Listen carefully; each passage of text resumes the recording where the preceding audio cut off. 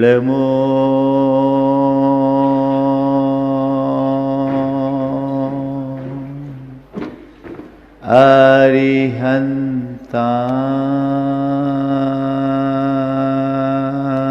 अरिहन्ताणं नमो अरिहन्ताणं नमो सिद्धाणं नमो सिद्धाणं नमो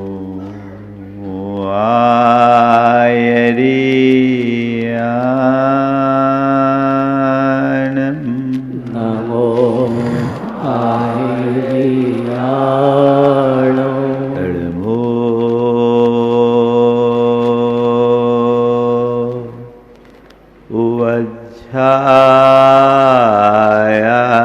उवज्झायाणं नमो वज्रायाणं नमो लोये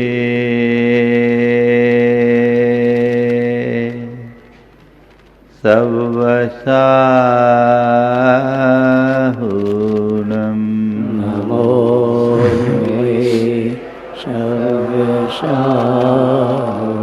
एसो पंचनमोयारो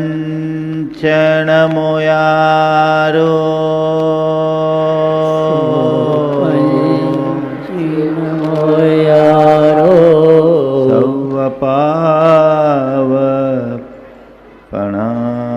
सवपावपणाशिनो पावपणाशिनो मंगलाळं च सवेसिं मङ्गलाळं च शवेशिं पढ़मं ओ मंगलम् परमं होय मंगलम्। जय बोलो देवादिदेव 1008 श्री भगवान महावीर स्वामी की जय जय जय। अहिंसा परमो धर्म की जय जय जय। परम पूज्य आचार्य गुरुवर श्री विद्यासागर जी महाराज की जय जय जय। आचार्य श्री समय सागर जी महाराज की जय जय जय। मुनीष प्रमाण सागर जी महाराज के, मुनीषी संदान सागर जी महाराज के। नमोस्तु गुरुवर, नमोस्तु नमोस्तु। एक बार एक व्यक्ति ने आके कहा, महाराज बहुत परेशान। उसने कहा, जो हो गया उसके पीछे परेशान, जो हो रहा है उसके विषय में परेशान, और जो होगा उसके लिए परेशान हूं। और कहा, सबसे ज्यादा तो मैं इसलिए परेशान हूं कि लोग क्या कहेंगे। लगभग हर व्यक्ति के साथ कमोवेश कुछ इसी तरह की स्थिति है। आज आप स्मार्ट सिटी में रह रहे हो,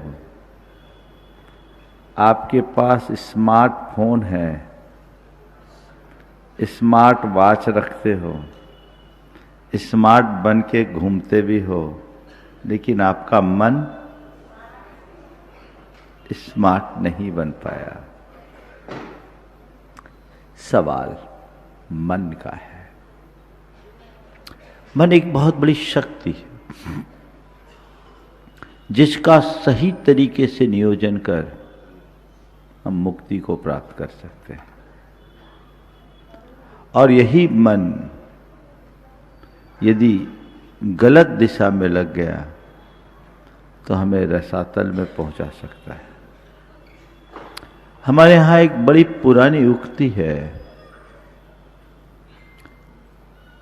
बंधाय विषयासक्तम मुक्ते निर्विषयम मनः, मनः एव मनुष्याणां कारणम बंध मोक्षयो।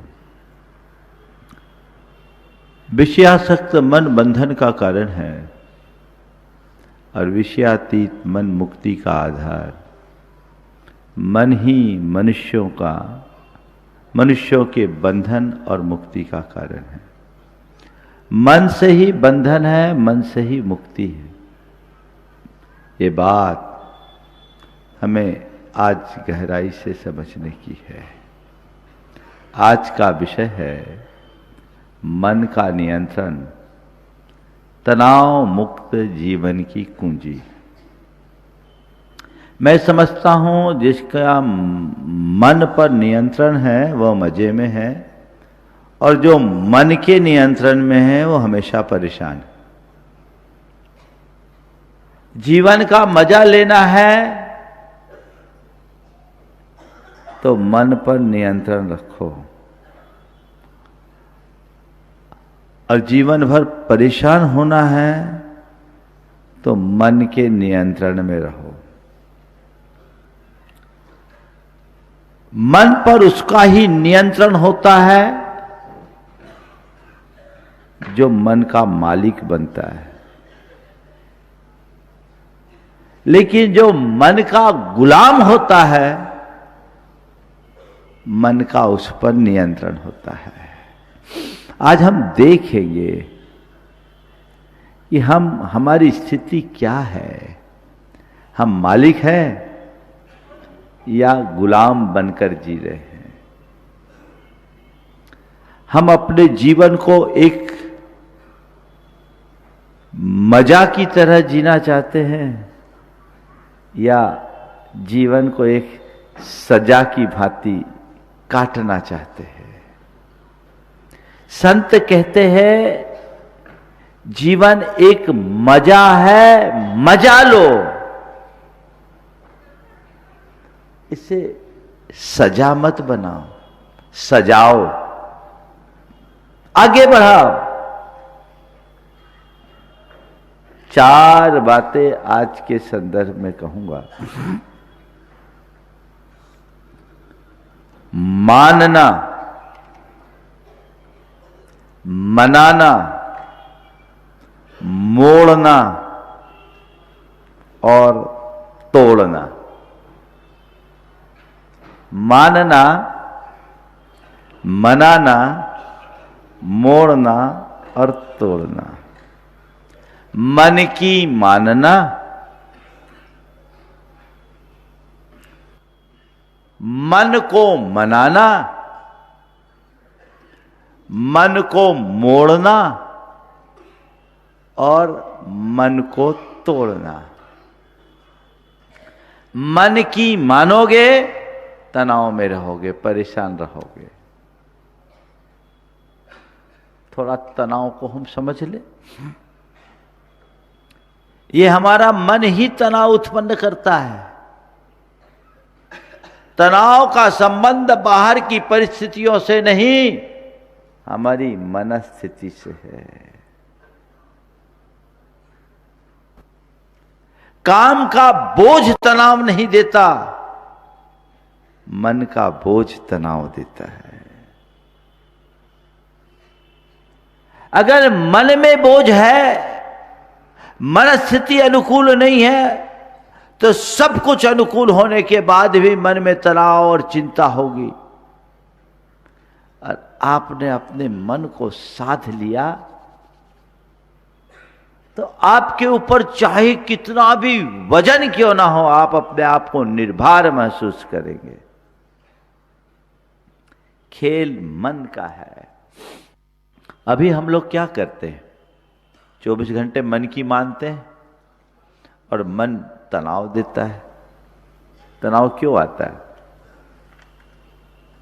मेरे देखे तनाव के 4 कारण हैं। पहली बात, अपेक्षाओं की पूर्ति न होना। दूसरा, एक्सपेक्टेशन।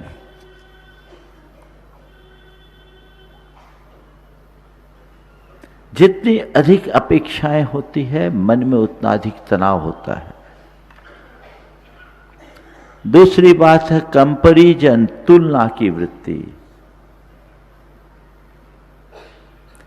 तीसरी बात है अतीत की स्मृतियां और भविष्य की चिंता। ये हमारे मन को तनाव उत्पन्न करता है, तनाव देता है। और चौथी स्थिति है परिस्थितियों से असामंजस्य। ये चारों चीजें मन पर है। अपेक्षाएं कहां होती? मन में। पहले हम थोड़ा मन को जान ले, मन को पहचान ले। मन क्या है? मन दिखता है किसी को? हा? मन किसी को नहीं दिखता, पर वो अपना खेल दिखाते रहता है। हमारे विचार, हमारे भाव, ये सब मन के ही तो पर्याय हैं। अपेक्षा क्या है? एक प्रकार की भावना ही तो है। हमने किसी से कोई अपेक्षा रखी, हमारे मन में उसका प्रेशर आया। अपेक्षा की पूर्ति होने से अल्पकालिक संतुष्टि हो जाती है, लेकिन पूर्ति न होने पर अतिरिक्त दबाव उत्पन्न होता है। मन अपेक्षाएं पालता है। मन हमेशा चाहता है कि मेरे साथ ये हो। कहने को जरूर लोग कहते हैं कि मुझे किसी से कोई अपेक्षा नहीं है, है ना? मुझे किसी से कोई अपेक्षा नहीं है, लेकिन मन तो ये कहता है सब मेरी बात माने, सब मेरी भावनाओं को कदर करे। आता है कि नहीं आता? मेरी सुने, ये आता है कि नहीं आता? मेरा ध्यान रखे, आता है कि नहीं आता? थोड़ी देर में ही मन बदल जाता है। मन भटकता है, भटकाता है। उसके परिणाम स्वरूप हम कहीं रहते हैं और कहीं पहुंच जाते हैं। ये अपेक्षा उलझाएगी। अपने अंदर उतर करके देखिए कि मेरे हृदय में अपेक्षाओं की क्या स्थिति है। कितनी और कैसी अपेक्षा को मैं पाल रखा हूं। आप अपने घर परिवार में हैं, परिवार जनों से आपकी अपेक्षा और परिवार जनों की आपसे अपेक्षा। मन उसके दबाव में रहता है और उसे पूरी तरह पूर्ण करने की कोशिश में लगता है, जिससे एक प्रेशर क्रिएट होता है। अनुभव है? कोई कितना भी समर्थ व्यक्ति क्यों न हो, सबकी अपेक्षाओं में खरा नहीं उतर सकता। और कोई कितना भी प्रभावी क्यों न हो, सब अपेक्षाएं पूरी नहीं हो सकती। मैं यहां आया हूं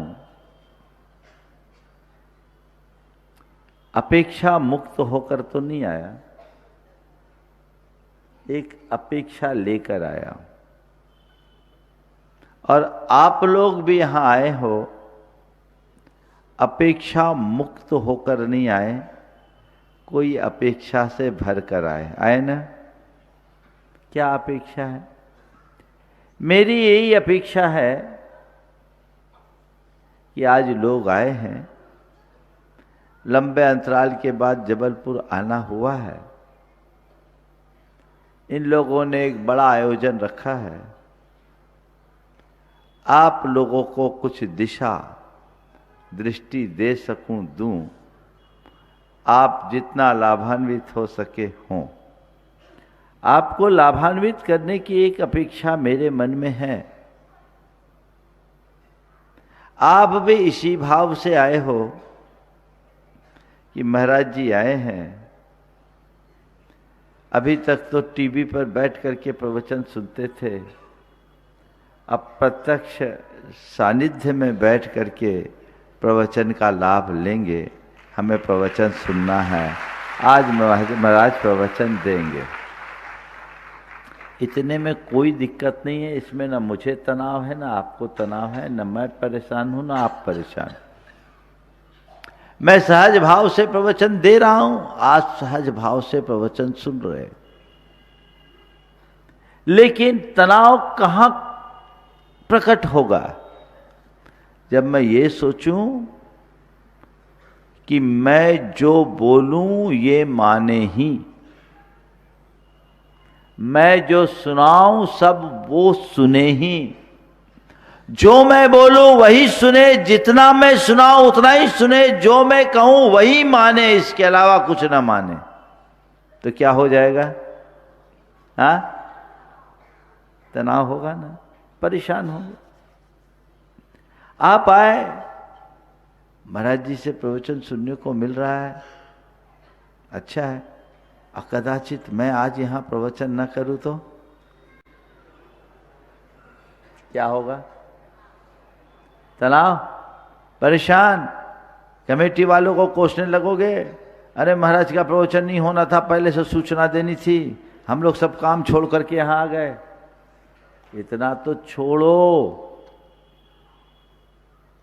मैं मंच पर आके बैठ जाऊं और आयोजक कुछ औपचारिक कार्यों में थोड़ा मंच को व्यस्त कर दे और 5-10 मिनट लेट मेरे पास माइक आए तो क्या हो गया? अरे ये लोग देखते ही नहीं है, टाइम किल कर रहे हैं, इतना कीमती समय है, थोड़ा ख्याल तो रखना चाहिए, सोचते ही नहीं है, पता नहीं अंदर क्या क्या होगा। हाँ, और कभी कभी तो आप लोग अपने संयम की सीमा भी लांघ देते हो। एक उदाहरण है, रोजमर्रा के जीवन में न जाने कितनी ऐसी स्थितियां बनती है। अगर यहां हमारे मन में क्षमता हो तो फिर अपेक्षाओं का कोई आग्रह नहीं। चलो भाई ठीक है, ये सब तो होता है, इतना बड़ा आयोजन है, महाराज जी आए हैं, किसी अतिथि को बुलाया गया है, कोई औपचारिक बातें हैं, कुछ सूचनाएं हैं, इतना तो लगेगा ही। तनाव मुक्त, एक ही काम,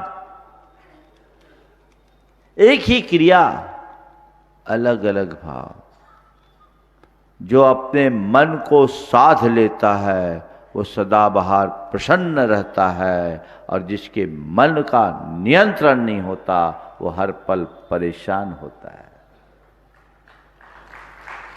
गुरुदेव कुंडलपुर में थे, कुंडलपुर महोत्सव की बात है 2001 की,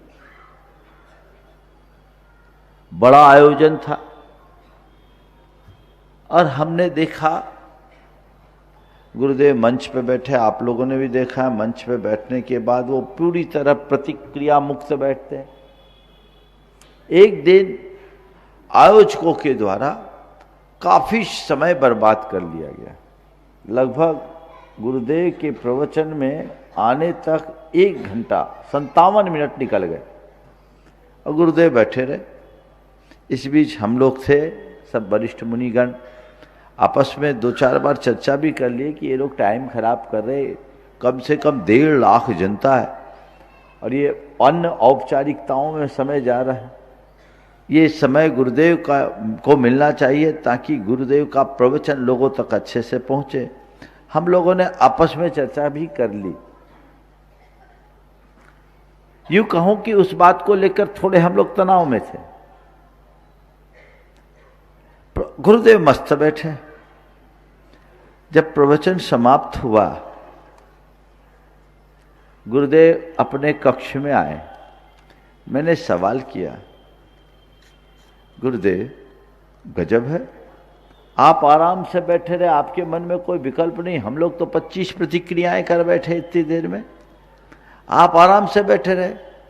बोले मैं उसे अपनी सामायिक मान रहा था, समता ही सामायिक है। मन को साधना सीखो। मन सध गया तो सब कुछ सध गया। लेकिन मन को साधने का मतलब मन को मानना नहीं, मन को मनाने की कला विकसित करना। अपेक्षाएं होगी पर उनका कोई आग्रह नहीं होगा।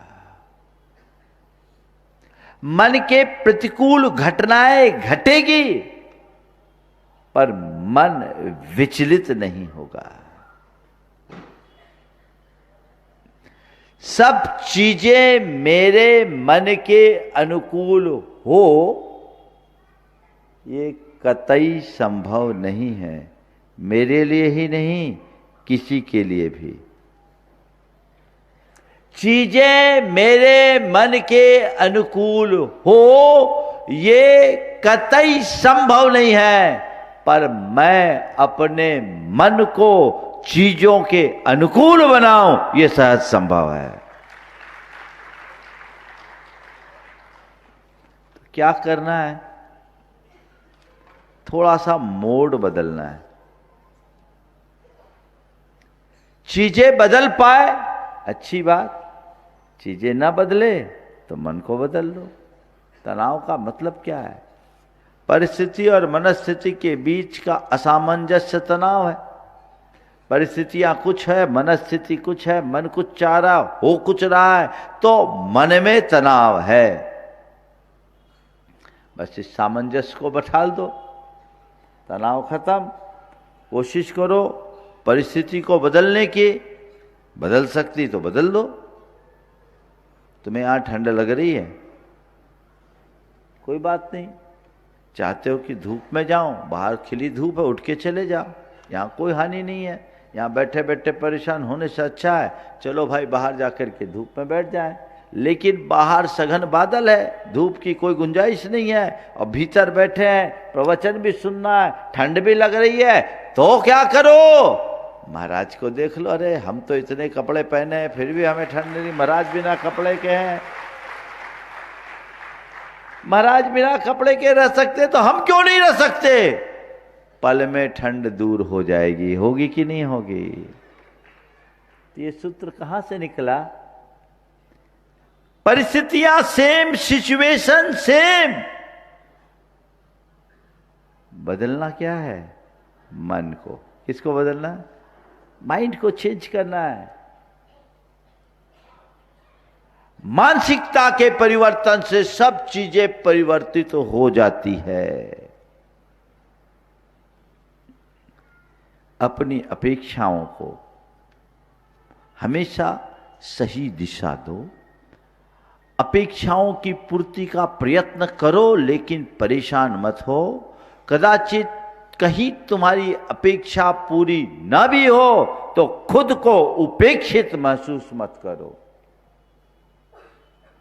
किसी की उपेक्षा मत करो और किसी के द्वारा उपेक्षा किए जाने पर खुद को उपेक्षित महसूस मत करो। हम लोग चीजों को पकड़ करके बैठ जाते हैं और मन चीजों को पकड़ता है, और पकड़ने के बाद वो हमें पूरी तरह जकड़ देता है। हमें पकड़ना क्यों? इनसे बचे। दूसरी बात, कंपैरिजन, तुलना करते हैं। हमें मेरे पास ये है, उसके पास वो है ना? आप जब तुलना करोगे अपने से दूसरों की या दूसरों से अपने की, तो ये कंपैरिजन का जो भाव है वो मन को अशांत करता है। अरे भाई देखो, मेरा घर तो ऐसा, उसका घर इससे अच्छा, मेरी गाड़ी ये है, उसकी गाड़ी इससे और अच्छी है, मेरी पहचान इतनी है, उसकी पहचान इससे ज़्यादा है, मेरे पास इतना धन है, उसके पास इतना धन है, मेरा इतना यश है, उसका उतना यश, मेरे बच्चे ऐसे, उसके बच्चे ऐसे, मेरे पति वैसे, उनके पति वैसे। ये जो तुलना है ये तुलना क्या करेगा, तुम्हें परेशान करेगा। जब हम दूसरों से अपना कंपैरिजन करने लगते हैं तो हमें वो नहीं दिखता जो हमारे पास है, सदैव वो दिखने लगता है जो दूसरों के पास है। जो हमारे पास है वो हमें नहीं दिखता, हमें वो दिखता है जो दूसरों के पास है। और ध्यान रखना, जब तक दूसरों की चीजें देखोगे तनाव में रहोगे, अपनी चीजें देखोगे संतुष्टि में रहोगे। किसको देखना है? अरे मेरे पास जो है क्या वो सफिशिएंट नहीं है? हकीकत में वो पर्याप्त है और औरों से बेहतर है, लेकिन हम दूसरों से अपनी तुलना करके अपने आप को कम तराक रहे हैं और अपने आप को और अधिक बेहतर बनाने की कोशिश में खुद को कमजोर कर रहे हैं। बंद करो ये सब काम। किसी से किसी की क्या तुलना करना, किसी से किसी की क्या तुलना करना। अपना जो है उसको चलने दो। आजकल इस तरह के कंपैरिजन में लोगों को बड़ा तनाव होता है। पति दफ्तर से घर आया, पत्नी ने कहा बहुत हो गया, अब मुझसे बर्दाश्त नहीं होता, अब आप कुछ करो। पति ने कहा क्या हो गया? बोले देखो अपना फ्लैट 5,000 रुपये महीने का है, मेरी सारी सहेलियां 10,000 रुपये महीने की फ्लैट में रहती हैं, मैं जब उनसे मिलती हूं तो नजर नहीं मिला पाती। अपना फ्लैट 5,000 रुपये महीने का है, मेरी सारी सहेलियां 10,000 रुपये महीने वाली फ्लैट में रहती है, मैं मिलती हूं तो कभी उनसे नजर नहीं मिला पाती। पति ने कहा अपना फ्लैट अच्छा है, काम चल रहा है, क्या करना है, अपनी जो आमदनी है उसके हिसाब से फ्लैट अच्छा है। बोले नहीं नहीं, ये फ्लैट में मैं नहीं रह सकती, आप कैसे भी करो अपनी आमदनी बढ़ाओ और हमें अब 10,000 रुपये महीने वाले फ्लैट में जाना है। ठीक, 2 रोज बाद पति आया, दूर से आवाज लगाते हुए कहा अजी सुनती हो? बोले क्या? बोले भगवान ने तुम्हारी सुन ली। अजी सुनती हो? बोले क्या? बोले भगवान ने तुम्हारी सुन ली। बोले क्या हम 10,000 रुपये महीने वाले फ्लैट में जा रहे हैं? बोले नहीं, मकान मालिक ने इसका ही किराया 10,000 कर दिया।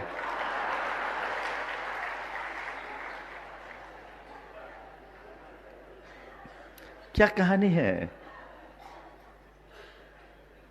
ये आदमी को अंदर से तोड़ने वाली वृत्ति है। आप अपने अंदर उतर करके देखो, तुम्हारा मन हमेशा तुलना करता है कि नहीं करता है? एक दूसरे की तुलना, ये तुलना ईर्ष्या और द्वेष को उत्पन्न करते हैं। इसे हमें मोड़ना होगा। मन की मानोगे तो तुलना का भाव आएगा।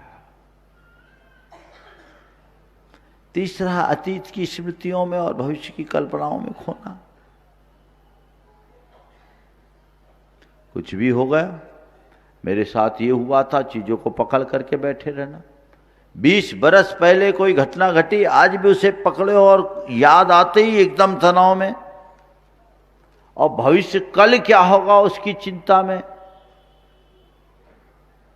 संत कहते वर्तमान में जीने का अभ्यास करो। अतीत की स्मृतियों से बाहर आओ, भविष्य की कल्पनाओं में मत उलझो।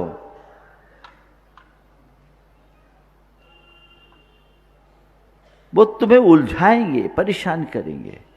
जो वर्तमान है उसे देखो, तो जीने के लिए तो वर्तमान ही है। अतीत से अनुभव लो, भविष्य के प्रति सतर्क रहो, लेकिन अतीत की स्मृतियों में मत खो और भविष्य की प्रति शंका से मुक्त रहो। सतर्क रहना और शंका करना बड़ा अंतर है। कल मुझे क्या करना है इसके बारे में आज सोचना समझदारी है, लेकिन कल कुछ हो न जाए इसकी चिंता में उलझना पागलपन। मन क्या करता है? मन या तो अतीत में उलझाता है या भविष्य में भ्रमाता है, यही है ना। ये चीजें मन की है, तो मन की मानोगे तो तनाव बना रहेगा। मन परिस्थितियों के साथ सामंजस्य नहीं बिठाने देगा जब तक मन की मानोगे। मन तो चाहेगा सब मैं जैसा चाहूं वैसा हो। मन बहुत बड़ी शक्ति है, बहुत शक्तिशाली है, लेकिन उसमें इतनी शक्ति नहीं कि जो चाहे वो कर पाए, हो ही नहीं सकता।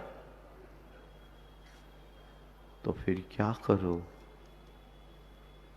मन की मानने की जगह मन को मनाना शुरू कर दो। तनाव मुक्ति का उपाय मन को मनाना सीखना। मन जब कुछ चाहता है तो मन में बड़ा उद्वेग उत्पन्न होता है। यही उद्वेग तनाव को जन्म देता है। और अगर हमने उस समय मन को मनाना सीख लिया, तनाव शांत। अभी आप लोग यहां बैठे हो, बड़ी निश्चिंतता से बैठे हो कि नहीं? कंफर्ट फील कर रहे हो? पर आपके पास कोई कंफर्ट है? सामान से फर्श पर बैठे हो, जमीन पर बैठे हो, फिर भी बड़े निश्चिंत हो। क्यों? क्यों? महाराज मन बनाकर आए हैं, प्रवचन सुनना है ना। और आप मान लो किसी के घर गए और वो आपको ऐसी फर्श पर बैठने के लिए बोले, और वो भी तब जब वो खुद सोफा पर बैठे हो, क्या होगा? बोलो, क्या होगा? हैं? एक्सेप्ट करोगे? क्यों? जिन चीजों के साथ मन राजी होता है वह प्रतिकूल होने पर भी अच्छा लगता है, और जहां मन राजी नहीं वह अनुकूल में भी अच्छा नहीं होता। ये सार है सबके जीवन के अनुभव का। तो क्या करना है? मन को मनाओ। मन को क्या कह के मनाओ? चीजें हमारी इच्छा के अनुरूप नहीं होती, वे अपने नियमों से नियंत्रित होती है। इतनी बातें मन में बिठाल दो। ये कूड़ है। घटनाएं घटेगी, चीजें होगी, पर मेरे मन के अनुरूप वो नहीं हो सकती। नैमित्तिक संबंध है। तूने चाहा लेकिन नहीं है, ठीक है, मन को मनाना सीखो। एक बार की बात, कड़ाके की ठंड थी, 30 दिसंबर का दिन। भोपाल से हमें भोजपुर जाना था। रात भर घने बादल, बारिश हुए। सवेरे भोजपुर पहुंचना था। हम लोग एक गांव में रुके हुए थे। बारिश तेज और कार्यक्रम निश्चित था। 1 जनवरी का, 31 तारीख का 2 दिन का कार्यक्रम था, उसमें हमें पहुंचना था। बारिश तेज, क्या करे? हम लोगों ने सोचा आधा घंटा बारिश नहीं होगी तो निकलेंगे। 30 मिनट हो गए, बारिश नहीं हुई। हमने कहा निकलो। 5 मिनट चले और तेज बारिश शुरू। 5 मिनट चले और बारिश चालू, और साए साए हवा, इतनी तीखी हवा कि कान में हम लोगों को हाथ लगाना पड़ा, कान में पानी न घुस जाए, बौछार युक्त। 13 किलोमीटर चले। अब तो निकल गए तो कोई उपाय नहीं, चलना ही है। चले, उमंग से भर करके चले। हम लोग भी चले, हमारे साथ जितने श्रावक श्राविकाएं थी वो भी चले। भगवान के दर्शन किए। दर्शन करके जब कक्ष में आए तब पानी रुका। लगभग 2-2.5 घंटे निरंतर बारिश होती रही।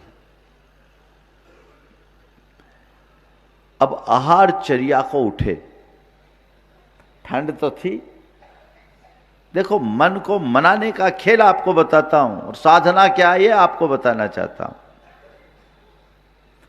जब आहार को निकले तो मन में आया कि आज अच्छा तेज गरम पानी मिल जाए तो अच्छा है। तेज गरम पानी, ठीक है।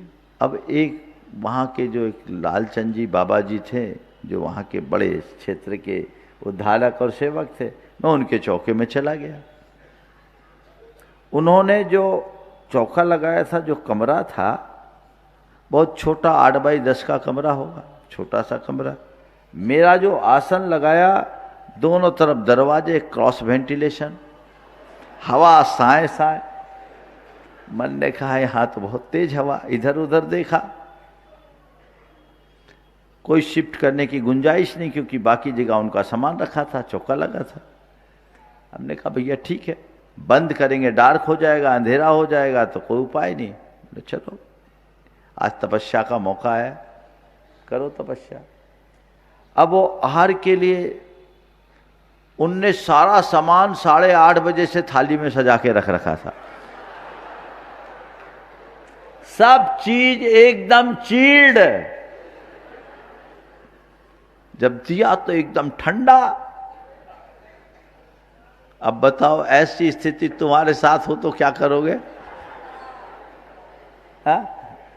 क्या करोगे? निश्चित प्रतिक्रिया तो होगी ना, होगी कि नहीं होगी? हा? जब आया ठंडा, मैंने तुरंत अपने मन से कहा और गरम की इच्छा रख। अब जो कुछ है शांत भाव से लो और इसे अपनी तपस्या बनाओ। आपको आश्चर्य होगा, मैंने वैसी स्थिति में शरीर कांप रहा है, हवा तो चल रही है, टेम्परेचर बहुत डाउन है, भरपेट आहार जैसा लेता हूं वैसे ही प्रसन्न भाव से लेकर आया, कोई तनाव नहीं।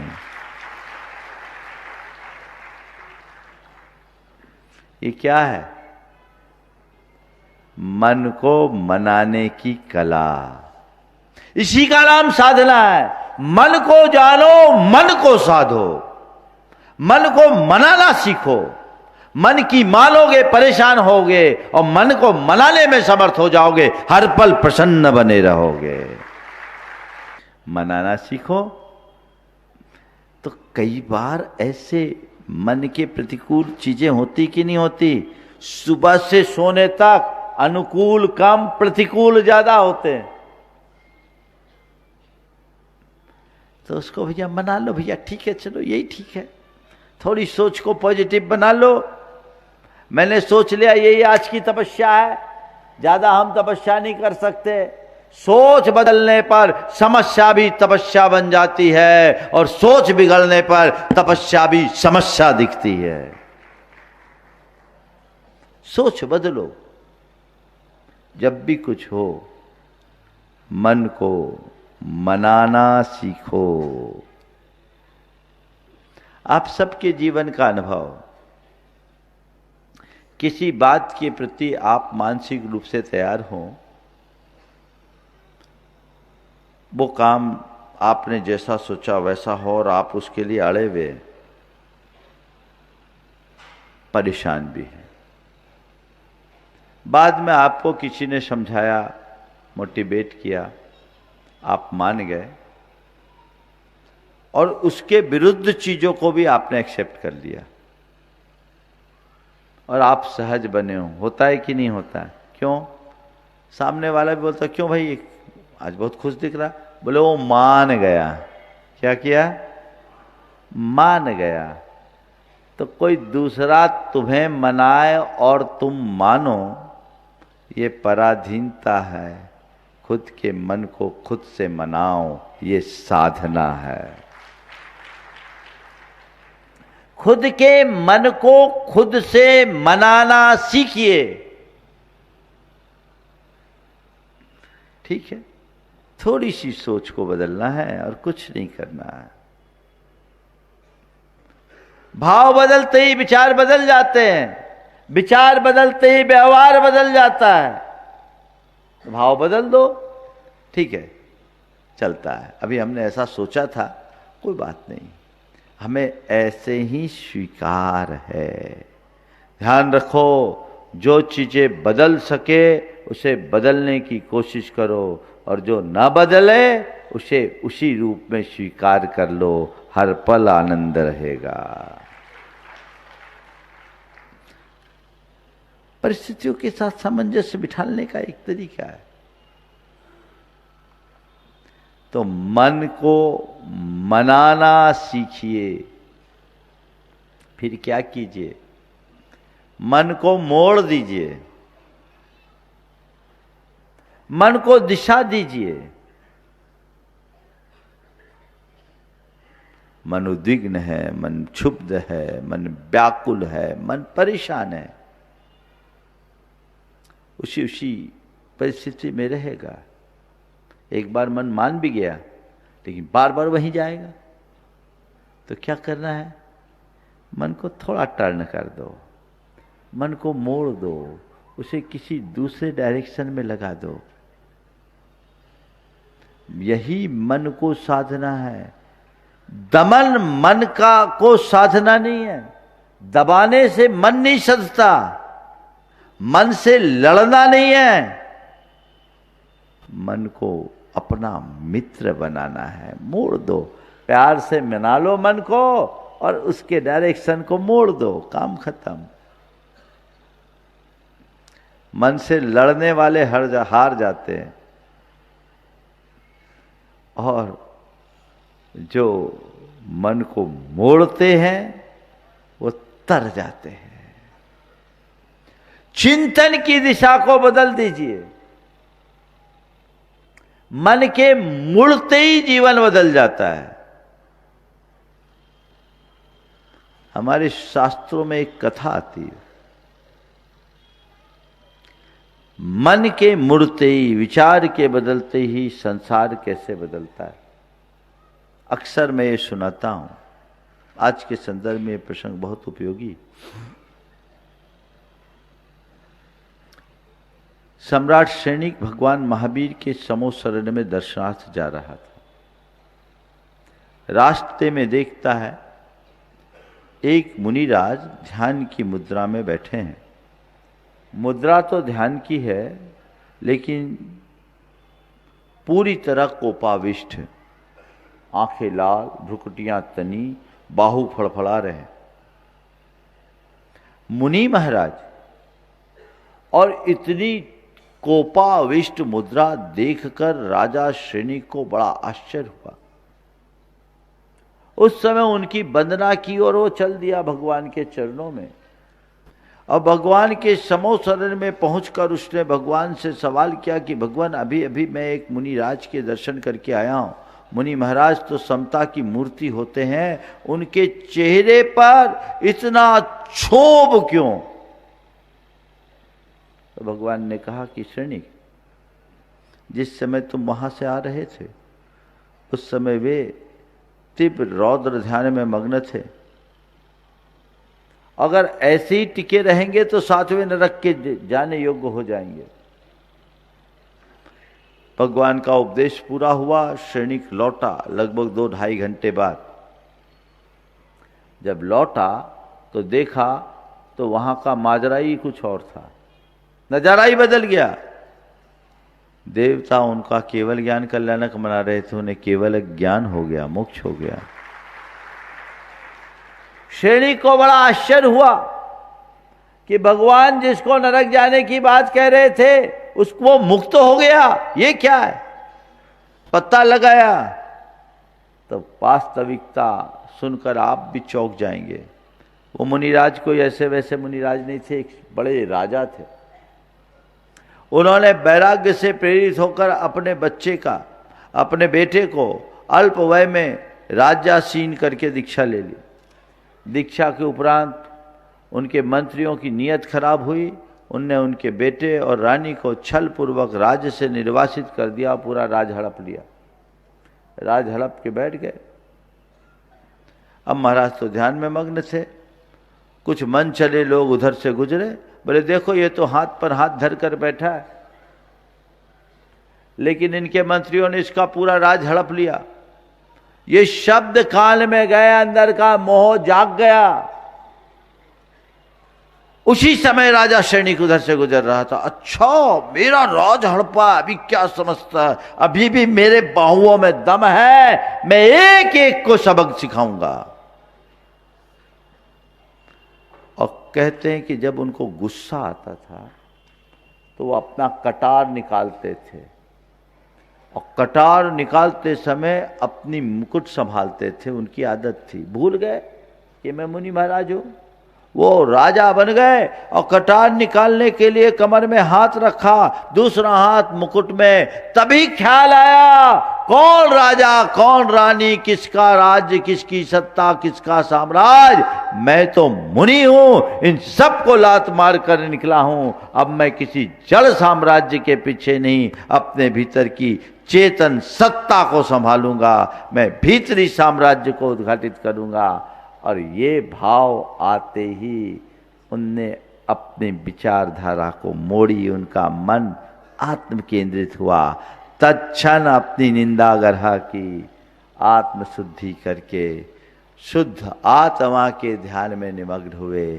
केवल अज्ञान हो गया। यह है मन को मोड़ने का कमाल। मन मोड़ दो, फ्लेक्सिबल बनो। कुछ लोग बड़े जिद्दी होते हैं। धुन का पक्का होना एक गुण है, पर जिद्दी बनना दुर्बलता। ठान कर काम करो, पर जिद्दी मत बनो। जिद्दी तुम्हारे जीवन को रद्दी बनाएगा। जिद्दीपन से हटो, जिंदा दिली से जियो। जीवन में आनंद तब है। मन को मोड़ना सीखिए, चीजों के साथ एडजस्ट हो जाए। अपने मन को पानी की तरह बनाओ। मन को पानी जैसा बनाओ, बर्फ जैसा नहीं। पानी के लिए क्या है, पानी को जिस बर्तन में डालो पानी एडजस्ट हो जाता है, होता है। और बर्फ के लिए उसको कूचना पड़ता है ना, पड़ता है। अपने मन को देखो, तुम्हारा मन कैसा है, पानी जैसा या बोलो बर्फ जैसा? हाँ, तो उसको थोड़ा पानी बनाओ ना। पानी बनाने की कला सीखो। मन को मोड़ने का मतलब यही है, और इसी का नाम साधना है। मन को जानो, मन को साधो, तब मन की शुद्धि होगी। और जब मन की शुद्धि होगी तभी मन से मुक्त होकर सिद्धि को प्राप्त कर पाओगे। मन को मोड़ना सीखिए,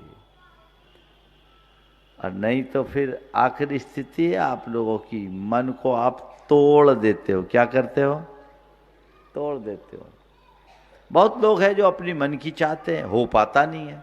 और ज्यादातर ऐसा होता है जो चाहते वो होगा ही नहीं, जो मन की चाहेंगे वो परेशान ही रहेंगे। अब वो मन को मनाना नहीं जानते, मन को मोड़ना नहीं जानते, मन मार के बैठ जाते, मुंह लटकाए। होता है। वैसे लोगों के हृदय में घोर हताशा होती है, वे डिप्रेशन के शिकार हो जाते हैं। आज डिप्रेशन के मरीज बहुत ज्यादा है। आज से 10 साल पहले एक रिपोर्ट आई थी, उसमें लिखा था कि भारत में 8.5 करोड़ रजिस्टर्ड डिप्रेशन के पेशेंट हैं। ये रिपोर्ट मुझे उन दिनों डीएनए में सुधीर चौधरी की रिपोर्ट आती थी ना, वो क्लिप मुझे किसी ने दिखाई कि 8.5 करोड़ रजिस्टर्ड डिप्रेशन के पेशेंट हैं। अब 8.5 करोड़ रजिस्टर्ड पेशेंट हो तो मैं मानता हूं इससे दुगने लोग तो कम से कम होंगे जो अपने आप को डिप्रेशन का मरीज ही नहीं मानते होंगे और होंगे डिप्रेशन में। तो अगर देखा जाए तो फिर तो टोटल हो गए 25 करोड़ के लगभग, यानी हर चौथा 5वां आदमी डिप्रेशन का शिकार है। ये महामारी है, मानसिक बीमारी। बहुत खतरनाक बीमारी है। तन की बीमारी की इलाज बड़े आसानी से संभव है, लेकिन इस मन की बीमारी का इलाज बहुत कठिन है। सब लोग भावनात्मक रूप से अस्वस्थ हैं, मानसिक रूप से पीड़ित और परेशान हैं। उसका कारण केवल यही है कि वो मन को मनाना नहीं जानते, मन को मोड़ना नहीं जानते, तो मन को तोड़ कर बैठ जाते, हार गए, हताश, अब क्या करे। संत कहते तोड़ो नहीं, मोड़ो। जीवन को आगे बढ़ाने का उपक्रम करो, उससे हमारे जीवन का पथ प्रशस्त होगा और हम अपने जीवन को रचनात्मक दिशा देंगे। समझ गए?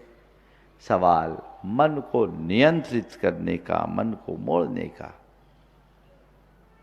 क्या करो? जब ज्यादा तनाव होने लगे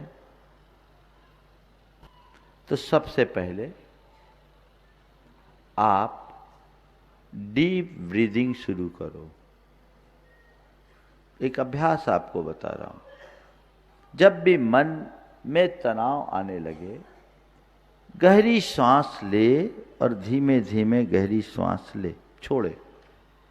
अभी मैं थोड़ा सा एक प्रैक्टिकल भी कराऊंगा 5 मिनट का। और श्वास लेते समय श्वास ले और ये सोचे शांति जा रही है, और श्वास छोड़ते समय ये भावना भाए अशांति बाहर निकल रही है। शांति भीतर जा रही, हाँ, शांति भीतर जा रही है और अशांति बाहर निकल रही है। ये प्रैक्टिकल कीजिए, पहला। दूसरी बात, घटनाओं के साक्षी बनिए, उसमें उलझिए मत। घटनाओं के साक्षी, जो कुछ भी घट रहा है, जो भी विचार आ रहे हैं, उनसे लड़िए मत, उनको देखिए। जैसे बादल के दल आते हैं और चले जाते हैं, सूरज का कुछ बिगाड़ नहीं होता है, तो घटनाएं, जो भी विचार आ रहे हैं, उन्हें जाने दीजिए, मात्र दृष्टा भाव अपने अंदर रखिए। तीसरी बात, जो बदल सकता है उसे बदलिए, और जो बदल ना पाए उसे सहज भाव से स्वीकार कीजिए। मन से कहिए, मैं इसे स्वीकार करता हूं, मैं इसे स्वीकार करता हूं, मैं इसे स्वीकार करता हूं। और चौथी बात, आप लोग खाना बनाती हैं, कुकर का यूज करती? कुकर में सीटी बजती है, कब बजती है? हाँ, जब प्रेशर आ जाता है तो क्या होता है? जोर से सीटी बजती है ना। और सीटी ना बजे तो क्या होगा? कुकर, थोड़ा फिर से बोलिए, सीटी ना बजे तो फट जाएगा। बस मैं आपसे इतना ही कहता हूं, जब जब माइंड में तनाव का प्रेशर बढ़े, प्रसन्नता की जोरदार सीटी बजा दीजिए, जोर से हंस दीजिए, तनाव मुक्त जीवन होगा। तो मन का नियंत्रण, तनाव मुक्त जीवन की कुंजी आज आप सबको मिल गई कि नहीं मिली? बोलिए। अब आपके हाथ में तय आपको करना है कि हमें अपने जीवन की धारा कैसी रखनी है। तो इन 4 बातों को याद रखो, मन को की मानना, मन को मनाना, मन को मोड़ना और मन को तोड़ना। पहले और चौथे को छोड़ना है और दूसरे और तीसरे से जुड़ना है। हमें मन को मनाना है, मन को मोड़ना है, जीवन आगे बढ़ेगा। हमारे साथ 5 मिनट का भावना योग ध्यान।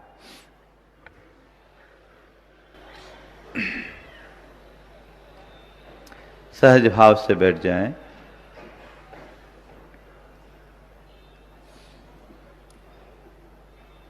गहरी सांस ले और छोड़ें।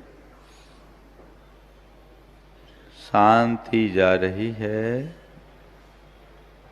तनाव बाहर निकल रहा है। महसूस कीजिए, सांस लेते वक्त मेरे भीतर शांति जा रही है, सकारात्मकता जा रही है, तनाव बाहर आ रहा है।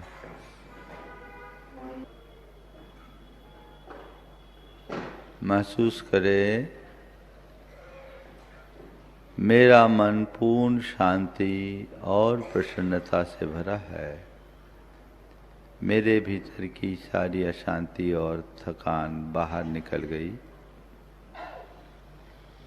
अपने मन में कृतज्ञता का भाव लाएं।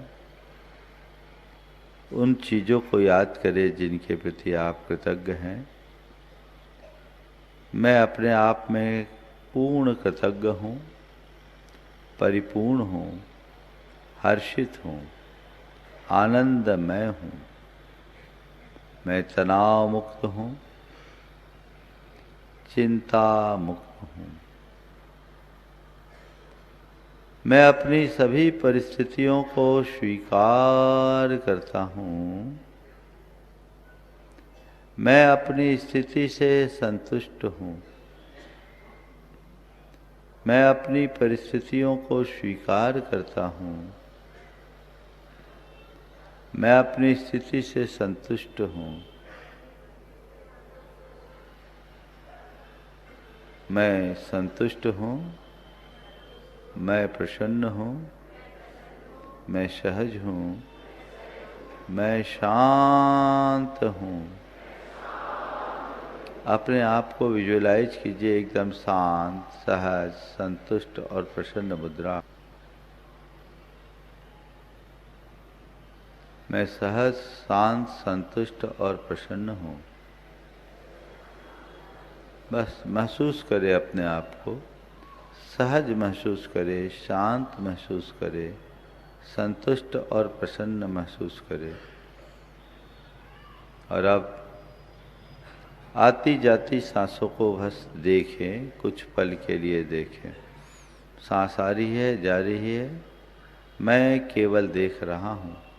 जो विचार आए आने दें, उनमें बहें न। सहज भाव से, स्थिर भाव से बने रहे।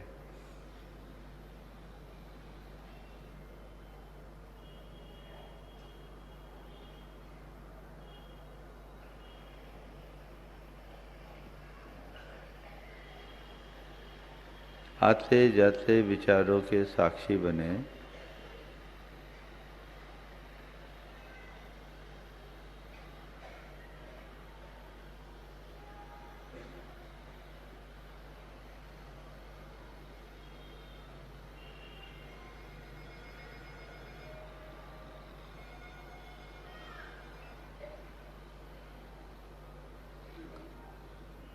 सहजो हम,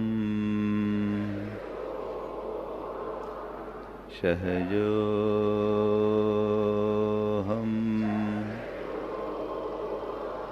शांतो हम, शांतो हम, शुद्धो हम, शुद्धो हम, सोहम,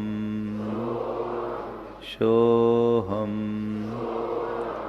सोहम, सोहम, सोहम, सोहम, सोहम,